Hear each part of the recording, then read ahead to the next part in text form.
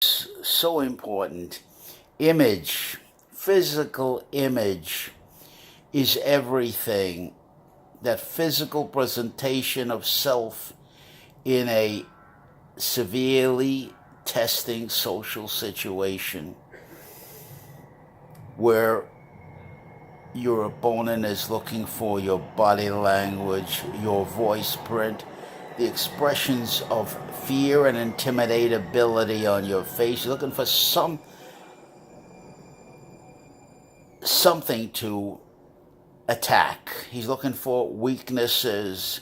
So the first thing you have to ask yourself coming into the contest, and it's always a contest, it's always showtime out there. Where am I vulnerable? Where can my opponent strike at me?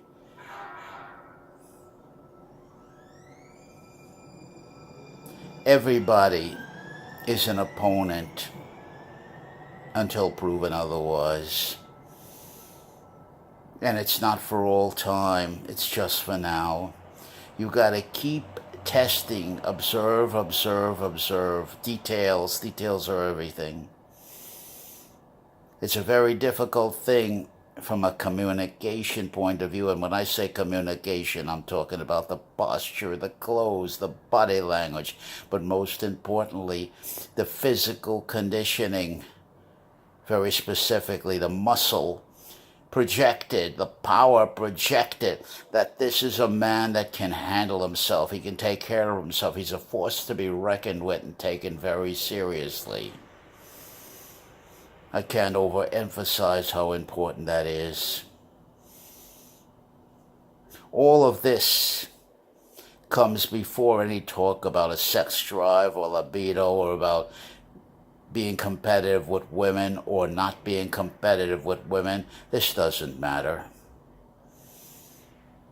Without that inner security, that powerful, certain, proven inner security, field tested over and over again in the most difficult, trying, surprise, unrehearsed situations to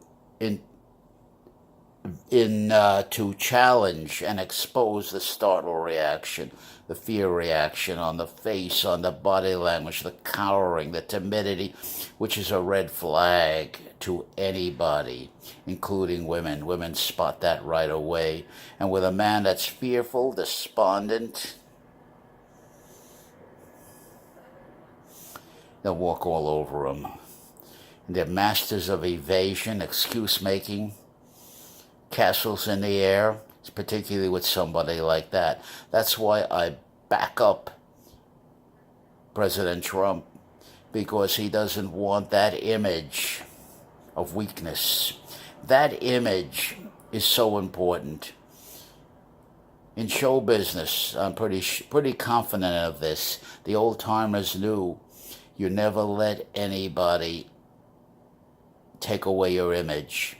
In street fighting, very similarly, you watch your balance. No, you never let anybody take away your balance. Now, I'm an old man. I'm 5'3", and I'm telling you right now, I wish I could start all over again and do it right. You need a foundation of steel to work with. For some, it'll be a lot tougher than for others. But your life depends on not letting anything be an excuse. I mean anything. Bullying takes many forms. And some of the biggest bullies out there, especially if you're a weak, vacillating, despondent, flaming codependent man, bursy, small, women will stomp all over him. That's a given. That's irrefutable. It's unarguable. You can't challenge me on this because it's an absolute pandemic fact. I'm saying all around the world. One fella said to me, and he was right, this guy was over 6 feet tall. so-called big mezzo. He says it's open season on the short man.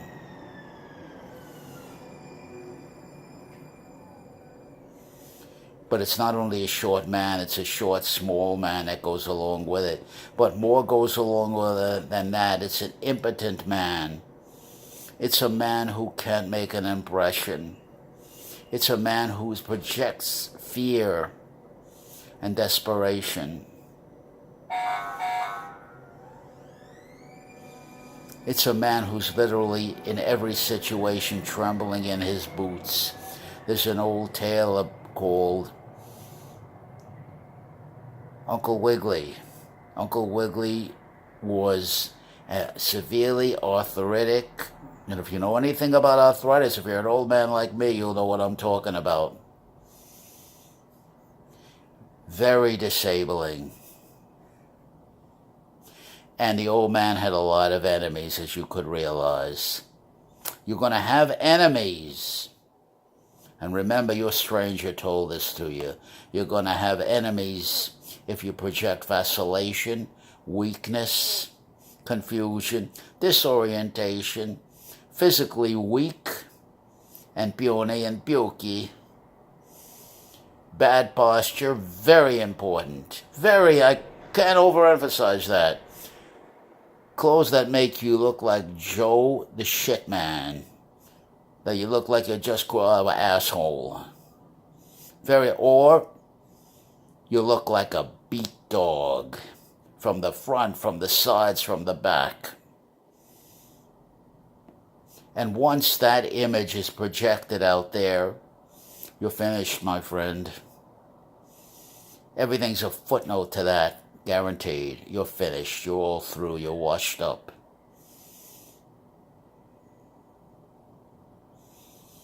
How do you enjoy being put in pillory and blamed for everything? How do you enjoy being in a cage until the monkey comes? What that means is this. It's a party time. It's a real party now. It's not a bullshit party. It's a real party. People are swinging. They're having a good time. It's good chemistry here, right? Everybody's in the action. Nobody's left out. Everybody participates on the level in which they can participate. But they don't have to worry about being confirmed. They don't have to worry about participating because it's set up right. That's what I hate about these damn professional behaviorists. They don't realize that in order to get freedom, you need some structure. You can't just let things go. That's the job of the host. Otherwise, you're a lousy host. You set it up so the gathering is successful. There's a lot of things that can be done. But most people are lazy. They don't know how to set up a good party. Anyway, this is a good swing party. Everybody but the monkey's in a cage. Who's the monkey? Guy like me. He's short, he's dumpy, he's hideous to look at, ridiculous appearance, and they put him figuratively and literally in a cage. Everybody's having a good time. Everybody having a physical good time. I'm using euphemism here, but you get what I'm talking about. But the monkey is naked and he's just watching, and everybody is taunting and teasing him. He's really in pillory. And they're blaming him for everything. You dirty, dirty, perverted. They're doing the acts. And he's just in a cage, naked, vulnerable. That's the point. Completely vulnerable. And they're mocking him. And they're stimulating him visually and physically, and in the talk, the dirty talk, the sexual talk, what I'm talking about very specifically. And they won't let his out, and his hands are tied behind his back until the monkey comes.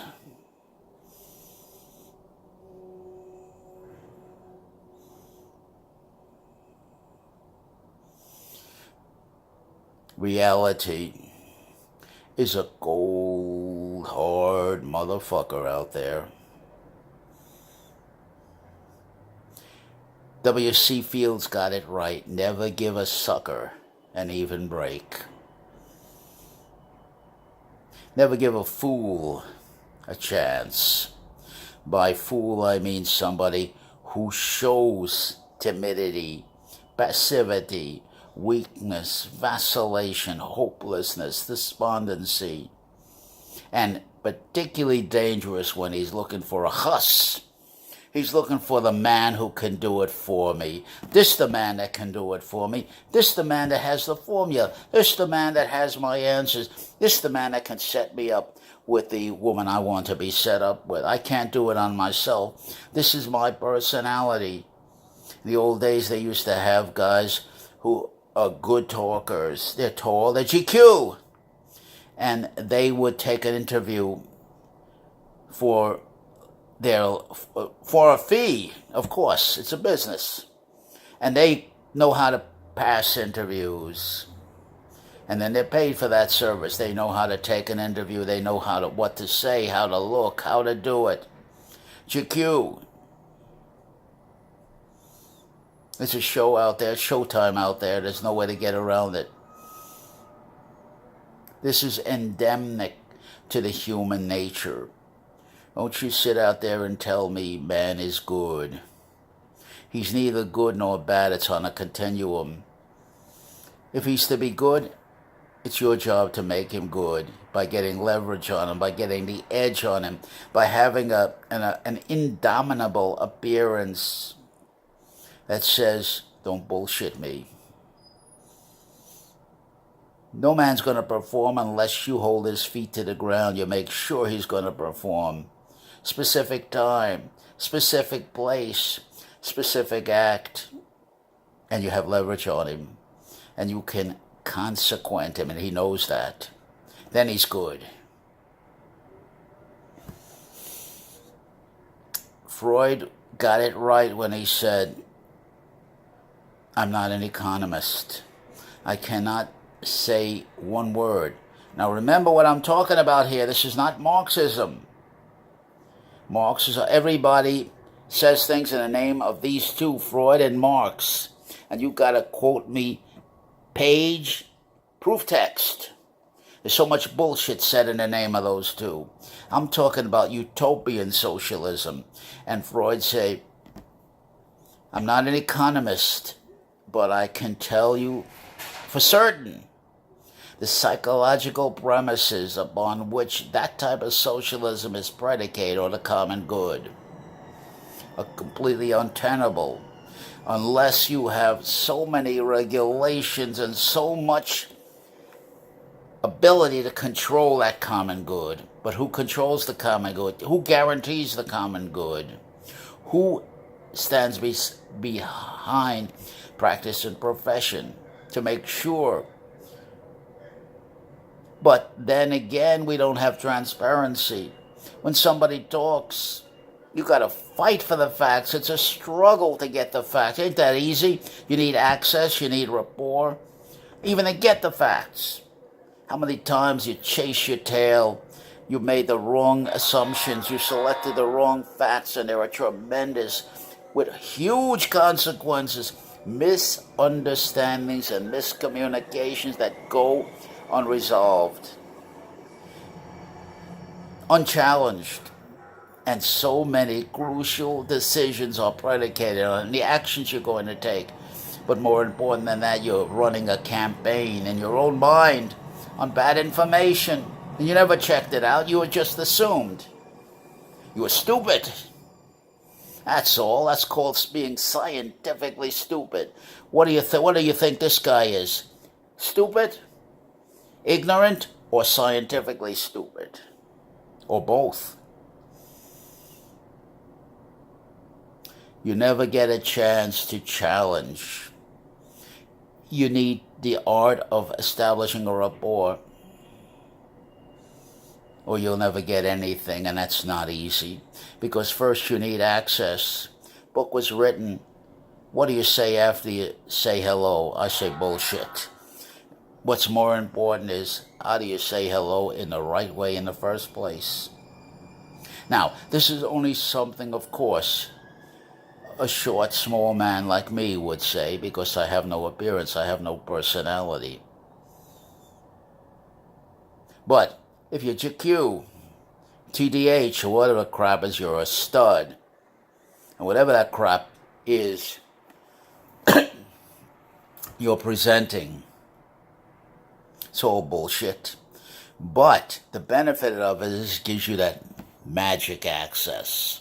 You smile, you got that, there you are, you got that pretty boy phony smile. Behind it is a lot of psychopathia. But you need a sweet personality to pull it off. It's all sales. It's all bullshit. That's why I challenge any notion of common good.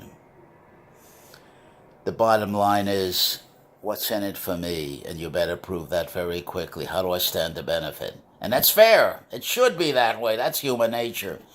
And the other premise is, don't come to us for anything if you have nothing to offer, if you're nothing. Or you can't even put on a good show that you're something. You can't even bluff well. Each has their own. None has the time. You don't have the time. You take the time. You make the time.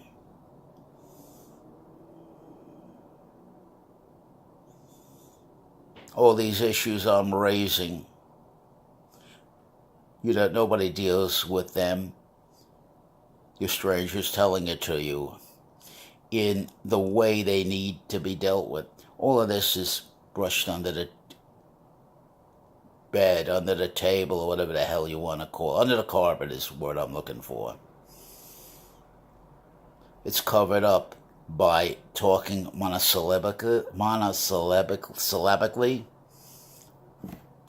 by talking in shorthand, by talking on the fly, by evading and making excuses. Women are excellent at that. Reneging. No means no. That's it. And the operative term here, my friend, get ready. Here it comes. Prerogative. Prerogative. Never be, and Trump's got that right in the Art of the Deal, never be put yourself in a situation where you can't walk away. Never put all your eggs in that one basket and you can't walk away. Now you're chasing bad eggs with good eggs. You get what I'm talking about. You don't want to be in that position, my friend. No good. No good. Everything has to be marketplace oriented. It's all sales, realistic and practical. We got to know how to project your mind into the mind of the woman. If you're talking for a date, you have to anticipate. Don't tell me what you think and what you feel. I don't care about that. I want to know what results you'll come up with when you projected your mind into the mind of the woman and you think like her vis-a-vis yourself.